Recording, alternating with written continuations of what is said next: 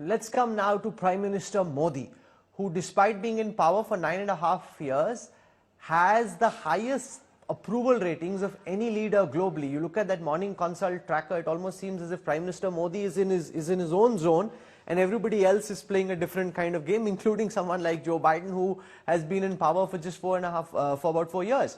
So A, what explains his abiding popularity? Do you think this stays till the time Prime Minister Modi is around, or do you think it's almost impossible to say for sure and this could potentially change as well?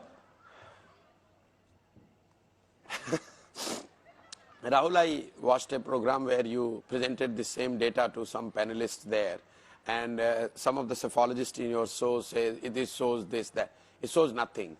If you are a powerful leader of a big democratic setup as big as India, definitely you would have the approval rating, part of it reflected in the global surveys as well.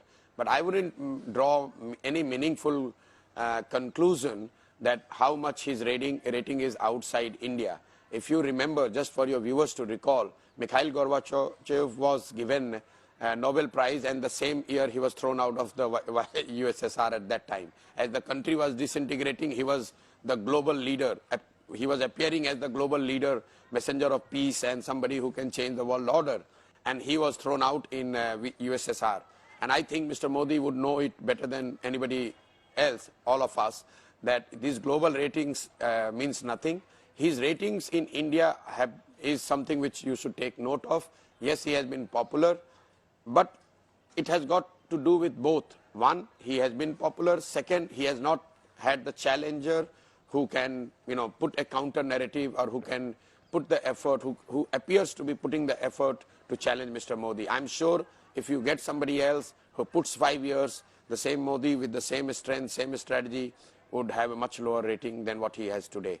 A lot of people, I can tell you with my experience, in 2014 when people went to vote for Mr. Modi, a lot of people thought and really believed that this is the man who is going to change India fundamentally, and he is going to transform everything what Indians are suffering from. In 2019, a lot of those people again went and voted for Mr. Modi, but their chatter was, okay, he's trying, at least he's making an effort, he's a hard-working guy, his intent is right, let him give him another 5 years. When this time people will go and vote, what I sense is people are saying, okay, yes, he has not done dramatically very different things, he has not changed everything, but at least he is better than the others. Who is there? Who is better than him? So the data is already, data and perception is already tilting. It's just that you are not noticing because there is no formidable challenge to him. But there is one data point I want to highlight just to buttress the same point what I have just said. In 2014, if Mr. Modi would have given a call, even in local panchayat elections, people voted on the call of Mr. Modi, the local bodies election, the Vidhan Sabha elections, and that is reflected in, but now I don't think he has got that kind of charisma. It is reflected in the vote, the data, because you're talking about data between 2014 to 2019. In all assembly elections put together, BJP's underperformance was close to 3 percentage points, meaning whatever they got in the Lok Sabha, in Vidhan Sabha they got 3 percentage points lower. But between 2014 to 19, their underperformance is now high single digit. In many states, the BJP vote share in Lok Sabha versus Vidhan Sabha, their difference is 10-12 percentage point. That is showing that while people are still voting for Mr. Modi, they are not taking his word or his appeal to voters to vote for a political party or a leader as the gospel truth and as something which they want to follow blindly. So his brand and his capability to take vote is already coming down. Data, the beauty is you want to interpret it the way you want to interpret. You can always put it that way. But I see his popularity going down. He is no longer as formidable as he was in 2014. But yes, I still say he is still at the pole position. He still has the lead, primarily because there is no significant anger against him. There is a fatigue, but there is no anger.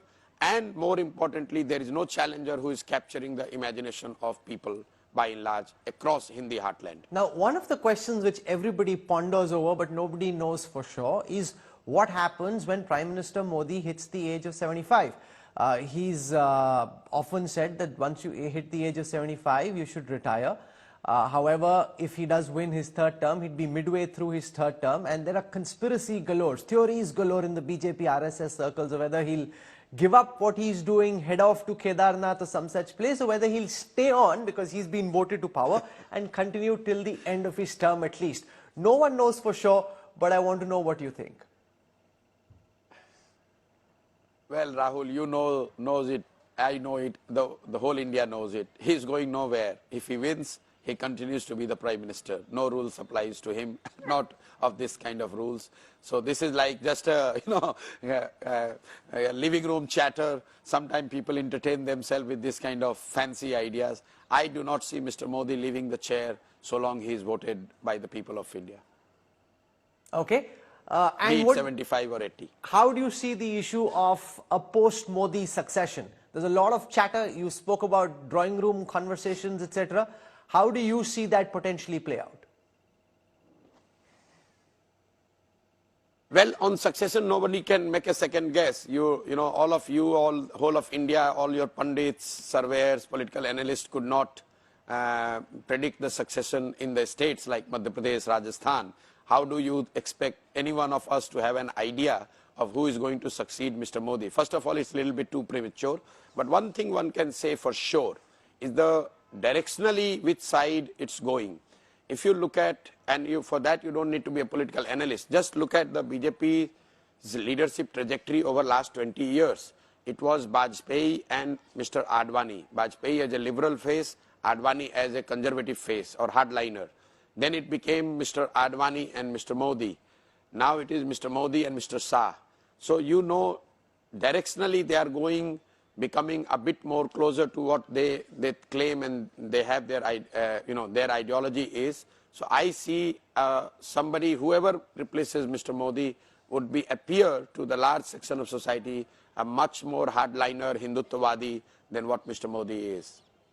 Interesting. You're saying the direction is very clear in my mind. That is where we are going. You're saying that it seems certain from your perspective that whoever comes is likely to be more hardline, more pro-Hindutva than Prime Minister Modi. That's your sense?